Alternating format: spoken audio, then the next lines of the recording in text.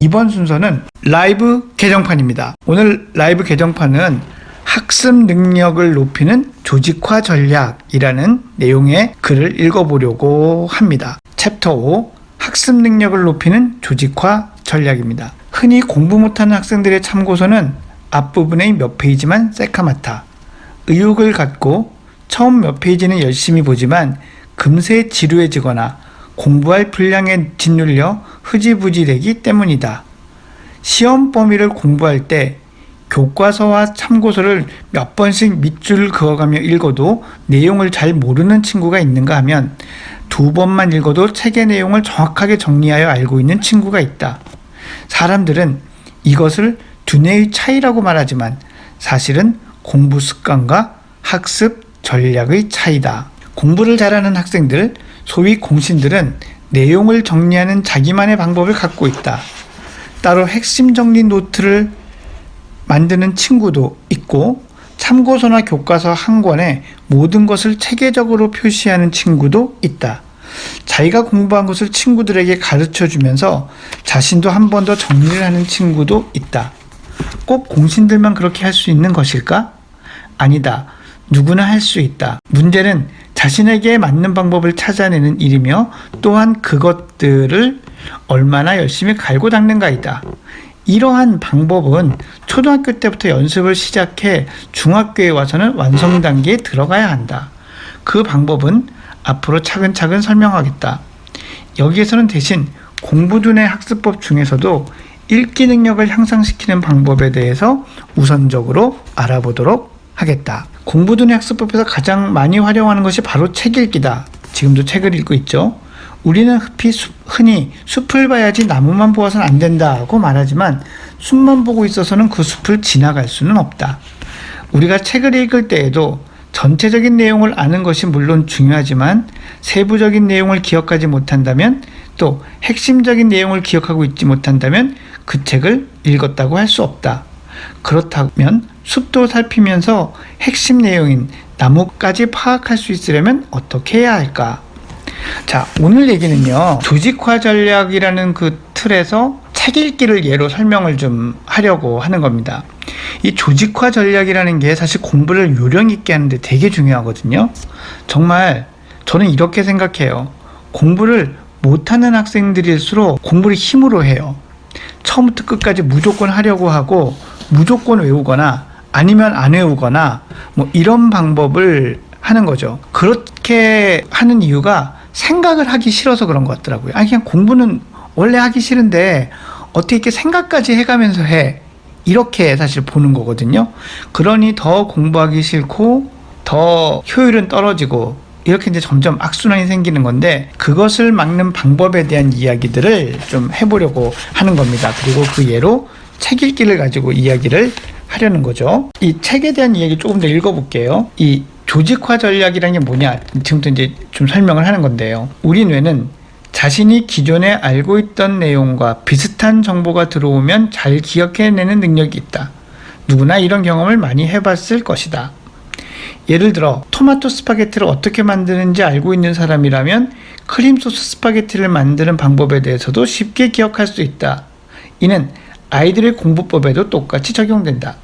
책을 읽기 전에 책의 주제에 대해서 자신이 알고 있는 바를 떠올려 책 읽는 동안 비교해보고 읽고 나서 정리하는 과정을 반복하면서 자신이 알고 있던 것과 새롭게 알게 된 것을 연관시켜 나가는 것이 공부두뇌 학습법의 읽기 전략이다. 이게 뭐냐면요, 그냥 무조건 책만 읽지 말라는 얘기예요. 책을 읽기 전에 제목만 보고 또는 소제목만 보고 이게 뭐지? 여기에 무슨 내용이 있을까? 라고 생각해 본 다음에 읽으라는 얘기인 거거든요. 예를 들면 제가 오늘 학습 능력을 높이는 조직화 전략이라고 했으면 뭐 학습, 전략, 조직화 이런 게 핵심어잖아요. 그러면 공부 전략에는 뭐가 있지? 이런 생각을 해보는 것도 좋고요. 또 이 조직화가 뭘까? 조직을 만드는 건가? 뭐 이런 생각도 좋습니다. 물론 이 조직화라는 거는 여러 정보를 공통점에 따라 분류하거나 서로의 관계를 연관짓는 작업, 이런 것들을 조직화라고 하거든요. 이런 걸 몰라도 되는 거죠. 하지만 조직화라는 말에 대해서 한번 궁금해함으로써 또는 한번 다시 기억해냄으로써 그 다음에 책을 읽을 때 좀 더 정보가 잘 기억이 된다라는 뜻입니다. 이 방법은 읽기뿐 아니라 수업 태도에도 적용될 수 있다. 수업을 시작하기 전에 이번 시간에 배울 내용 중 중요하다고 생각하는 것, 내가 알고 있는 것, 나라면 이런 것들 가르칠 것이라고 생각한 것 등을 정리해보고 수업 시간 동안 계속해서 비교하도록 습관을 들이는 것이다.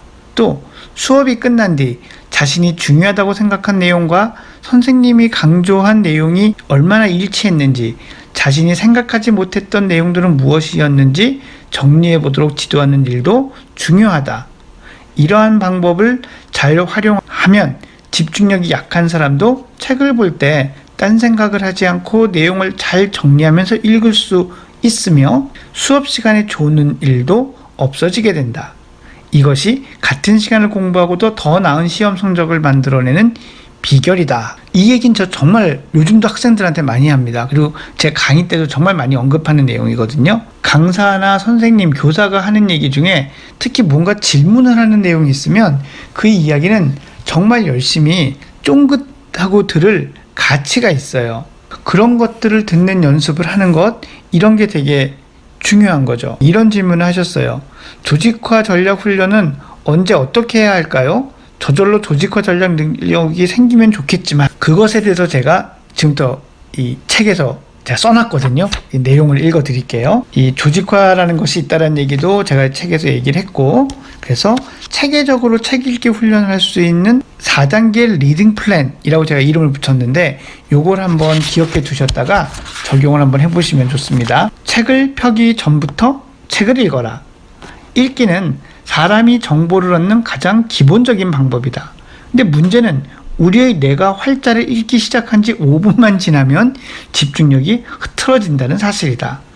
좋은 책, 특히 교과상권을 제대로 읽으려면 다음의 4가지 단계마다 자신의 뇌가 끊임없이 생각하도록 만들어야 한다. 4단계 리딩 플랜 1단계, 책을 펴기 전. 2단계, 각 장의 첫머리를 볼 때. 3단계, 그 장을 읽을 때. 4단계, 읽은 것을 검토할 때. 이렇게 4단계마다 자꾸 생각을 하도록 만든다는 거죠. 계속 읽어보겠습니다. 책을 펴기 전에 먼저 제목을 보고 책의 내용에 대해서 상상해 보도록 한다. 또 내가 뭘 알고 싶은 거지? 라고 스스로에게 물어본다. 이러한 방식은 책을 읽어나가는 동안 반복적으로 이루어지게 된다. 이 방법을 처음 접하는 사람은 시간이 너무 많이 걸릴 것 같다는 반응을 보인다. 하지만 이 방법을 썼을 때와 쓰지 않았을 때의 결과가 커다란 차이를 보인다는 사실을 경험하고 나면 모두들 기꺼이 따르게 된다. 책을 읽을 때 이 4단계의 과정을 거치는 동안에는 5, 10, 60, 25의 타임 전략을 활용하면 좋다. 이게 무슨 얘기인가 하면요. 책을 읽기 전에 5% 정도의 시간을 투자해서 목차를 보거나 자신이 알고자 하는 내용을 가늠해 보는데 10%를 또 씁니다. 즉 도합 15% 정도를 책을 펴기 전에 써야 한다는 뜻이다. 실제로 책을 읽는 시간은 60%가 적당하고 나머지 25%는 책을 읽은 이후의 활동에 할애하는 것이 바람직하다. 먼저 연습을 위해서 흰 종이 위에 가로 세로 격자 모양의 칸을 만들도록 하자. 나중에 익숙해지면 머릿속으로도 할 수 있지만 처음에는 종이에 직접 그리는 편이 더 좋다. 책을 읽기 전에 이러한 질문들을 만들어 보고 답을 해보는 것이다. 한 가지 답이 아니라 여러 가지 답을 만들어 본 뒤 비로소 책을 펴서 저자가 쓴 글의 제목들을 살펴보는 단계로 들어간다. 뒤에 얘기들이 이렇게 쭉 나오는데 읽다 보면 너무 지루해질 것 같아서 조금 더 이제 제 말로 설명을 좀 드릴게요. 이게 무슨 얘기냐면 책을 펴기 전에 공부 잘하는 머리 10살이면 결정된다? 여기에 무슨 내용이 있을까? 이렇게 한번 생각을 해보라는 거죠. 책장을 몇 장을 넘기면 이제 챕터들이 나오잖아요. 아, 이런 챕터들이 있구나. 이런 내용들이 있구나. 뭐 제가 쓴 책 같으면은 1부는 자녀의 성적을 결정하는 공부두뇌 학습법, 2부는 4학년 공부 중 후군을 이겨내는 공부두뇌 학습법, 3장은 성적보다 먼저 알아야 할 내 아이의 인지능력, 마지막 챕터는 자녀의 공부 능력을 높여주는 학습 놀이법 뭐 이렇게 이제 되어 있거든요. 이런 걸 한번 쭉 보면서 아 이런 얘기를 하는구나 라고 하고 그 다음에 챕터를 읽으라는 거죠. 이게 역사나 사회나 과학 교과서를 초등학생들하고 같이 읽어보면요 되게 이 방법이 유용하다는 걸 금방 알 수 있습니다. 아이들 금방 책 첫 페이지부터 놓고 그냥 읽어요. 근데 그래봐야 읽고 나서 아무 생각을 못 하는 거거든요. 이렇게 처음에 책 읽을 때부터 이런 것들을 좀 해줄 수 있으면 좋아요. 물론 어린아이들의 동화책 갖고 할 때 이 방법을 쓰기는 쉽지 않습니다. 그래서 이거는 교과서라든지 아니면은 지식을 알려주는 책 같은 거를 읽을 나이가 됐을 때 좀 활용해 보시면 좋은 그런 방법이다라고 생각을 합니다. 자, 오늘 라이브 개정판 책을 같이 읽는 거는 여기까지 하겠습니다. 그리고 또 다른 이야기들을 나눠보도록 할게요. 어른들은 이제 제가 말씀드린 방법으로 책 읽을 때 이렇게 바로 할 수 있겠죠. 아드님 7살 책을 읽는 속도가 너무 빨라서 어떻게 해야 천천히 읽을 수 있을까요? 이런 얘기를 좀 해야 돼요. 책을 읽고 나서 그러니까 엄마도 책을 읽을 필요가 있어요. 아이가 읽는 책을 다 같이 읽을 수는 없잖아요. 이게 정리를 해보죠. 책을 빨리 읽는 아이 왜 그럴까요? 물론 잘 안 보고 책장만 넘길 수 있다. 1번 2번 뒤에 있는 얘기 줄거리 그러니까 내러티브라 그러죠. 이것이 궁금해서 참을 수 없다. 그래서 빨리 읽을 수도 있습니다. 세 번째는 아는 내용이어서 그냥 휙휙휙휙 한번 그냥 쭉 훑어보고 싶은 그냥 그런 마음인 거죠. 왜 여러분 드라마 돌려보기 하시잖아요. 보면서 재밌는 장면만 찾아보고 이 모든 것들이 다 잘못된 게 아니잖아요. 그러니까 너무 걱정하지 않으셔도 됩니다. 다 읽고 나서 어땠어? 라고 질문만 해도 될까요? 라고 하셨는데 당연히 됩니다. 근데 책을 읽을 때마다 그런 얘기를 하는 거는 좋지 않아요. 읽을 때마다 그런 얘기를 하는 것보다는 아이가 좋아하는 책 한 10권 중에 한 권 정도만 그렇게 얘기를 하는 게 좋죠. 그래서 어떻게 하면 천천히 읽을 수 있을까라는 질문을 다시 돌아가 보면 어머니도 그 책을 읽고 그 책의 인상적인 장면에 대해서 이야기를 나눌 수 있어야 돼요. 그러니까 아이가 이때 이 장면 좋았어 라고 하면은 그 장면에 어떤 면이 좋았는지도 물어봐 주시고 막 맞장구도 쳐주신 다음에 왜 그때 이런 말 있잖아 나뭇잎이 또로로로로 굴러내렸다 뭐 이런 얘기를 할 때 그 또로록이 너무 좋았어 이런 얘기들을 해주는 거죠. 그리고 거길 찾아서 여기 봐 뭐 이런 말 있지. 이렇게 대화 속에서 살짝 거기에 그런 재밌는 표현, 아름다운 표현들이 있고 좋은 그 말이 있고 이렇다는 걸 알려주는 게 전 좋은 방법이다라고 생각을 합니다. 일단 기본적인 건 여러분도 지금까지 그러고 계시고 이것 자체가 되게 문제가 되는 방법은 아니다라는 점을 말씀을 좀 드리고 싶습니다. 녹차 먼저 읽는 습관이 있었다고 했는데 본문 진도가 잘 안 나간다는 본문 진도가 잘 안 나가는 이유가 뭘까도 생각을 해봐야 되는데요. 어른들이 책을 읽었을 때 진도가 잘 안 나가는 경우 제가 본 많은 경우는 자기 확신이 없으면 좀 그러시던데요. 이거 내가 제대로 읽은 게 맞나?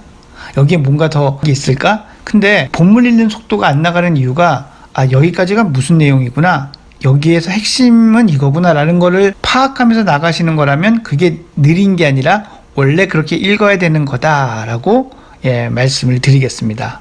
우리가 책을 한 번 읽고 만다고 생각하는 경우가 되게 많은 것 같은데 독서 전문가들은 최소한 3번 읽으라고 권합니다. 한 번은 그냥 이야기책 읽듯이 후루룩 그 다음에 다시 이제 살펴가면서 자세히 정독하는 거 한 번 그러고 바로 또 다시 읽지 말고 2, 3주 시간을 둔 다음에 다시 읽으라고 하죠. 주인공 이름을 아이 이름으로 바꿔서 읽는 거는 저는 뭐 해롭다고까지 할 수는 없지만 그렇게 추천드리고 싶은 생각은 없어요. 왜냐면 그게 막 스펙터클한 이야기면은 아이들이 은근히 무서움을 느낄 수도 있고 부담스러워할 수도 있으니까 그거는 별로 안 그러신 쪽이 좋지 않을까 생각을 합니다. 질문과 생각하기를 추천하는 거는요. 사실 독서 전문가들은 되게 늦게 합니다. 초등학교 한 3학년, 4학년쯤 돼서 하라고 합니다. 그 전까지는 질문과 답하기가 아니라 생각과 느낌을 그냥 물어보고 표현할 수 있는 기회를 주는 정도의 질문이어야 돼요. 그러니까 책의 내용이나 구성이나 뭐 이런 걸 묻는 질문은 우선 아이가 어휘도 많아지고 표현도 잘하고 하게 된 다음에 해라. 권하고 있습니다. 캐나다에 있는 아버지가 아이들에게 매일 1시간씩 영어를 읽어준다고 했는데 좋죠. 이러면 좋은데 두 언어가 한꺼번에 노출되기 때문에 두 언어 모두가 약간 늦어지는 거는 가능할 수 있어요. 그래도 그런 노출 이런 건 되게 좋습니다. 한글과 영어의 불균형, 엄마는 한국어, 아버지는 영어 이렇게 쓰면은 이게 이제 이중 언어의 환경에 해당이 되죠. 집에서 두 가지 언어에 모두 노출이 되니까. 대화 많이 하세요. 그러면 걱정이 아니 하셔도 됩니다. 오늘도 함께 해주셔서 감사하고요. 안녕히 계세요.